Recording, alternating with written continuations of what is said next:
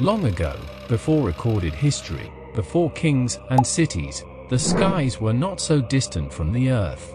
In the days when humanity was still young, learning to hunt, gather, and build, something strange happened. Something powerful, but secret. This is the story of the Watchers, told in the ancient Book of Enoch, a book that never made it into most versions of the Bible, yet whispers of its tale still linger in myths across the world. So who were the Watchers? This was a group of angels, called Grigori in some texts, who were supposed to watch over humanity from above. God had sent them to only observe and not interfere. But they did more than observe. They descended to earth. According to the Book of Enoch, 200 of these angels, led by a powerful angel named Simjaza, made a pact on a mountain called Hermon. They knew what they were about to do was forbidden, but they did it anyway. Why? Because they had seen the beauty of human women and desired them. They wanted to live among humans, not just watch them from afar. This desire led to the first great fall, not of man, but of angels. The Watchers took human wives and had children with them. But these children were not ordinary, they were hybrids. A new species of creature made from human and angel. Nephilim. That's what they were called.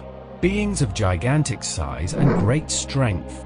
At first, humans may have seen them as gods or heroes. But soon, the world began to suffer. The Nephilim consumed all the food and then turned on humans. They brought chaos, bloodshed, and fear. But before things turned this dark, the Watchers taught humans many things. Secrets of heaven that were never meant to be shared. There were 200 Watchers, and each Watcher taught a different set of skills. This was humanity's first big leap forward in knowledge.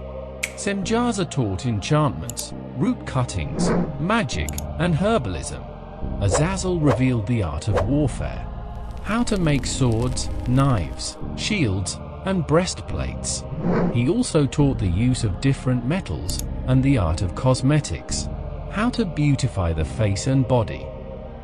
Barakel taught astrology, how to read the stars and interpret the signs. Kokabel revealed the secrets of the constellations. Ezekiel taught the knowledge of the clouds. Arakiel taught the movement of the earth. Shamsiel taught the signs of the sun. At first glance, these teachings might have seemed like gifts. Humans were suddenly advancing in medicine, astronomy, beauty, and even technology. But these were not innocent gifts. The knowledge came without the wisdom to use it. And soon, it led to destruction. Interestingly, this story is not unique to Enoch.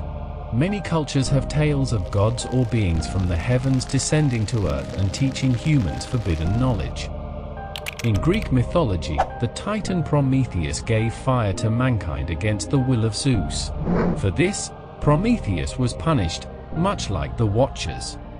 In Sumerian myths, gods like Enki and Ninhursag taught humans arts, agriculture, and writing. These gifts elevated human society but also led to problems and power struggles. In Hindu mythology, the Ashvins, twin gods, brought medicine and healing knowledge to humans. But knowledge was often accompanied by challenges from the higher gods, who feared human advancement. In Mesoamerican legends, gods taught people agriculture, science, and morality. Again, a divine figure descending to uplift mankind. These similarities suggest that the tale of heavenly beings sharing forbidden knowledge with humanity may be a universal memory, something buried deep in our shared past.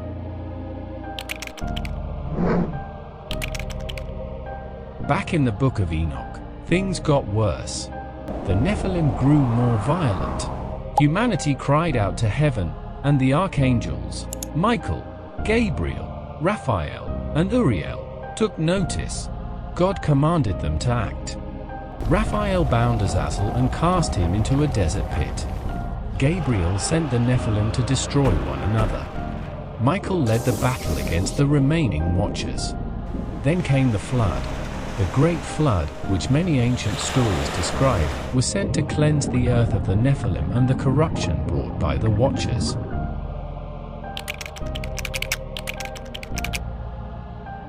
You might be wondering, why does this story matter now? The tale of the Watchers is more than just a myth. It speaks to a pattern we still see today: rapid advancement without understanding. Think about the sudden explosion of technology in modern times. Nuclear power? Artificial intelligence? Genetic editing? Each of these, like the teachings of the Watchers, brings great promise, but also serious risk. Azazel taught humans how to make weapons and beautify themselves unnaturally. Today, we still struggle with violence and obsession over appearance.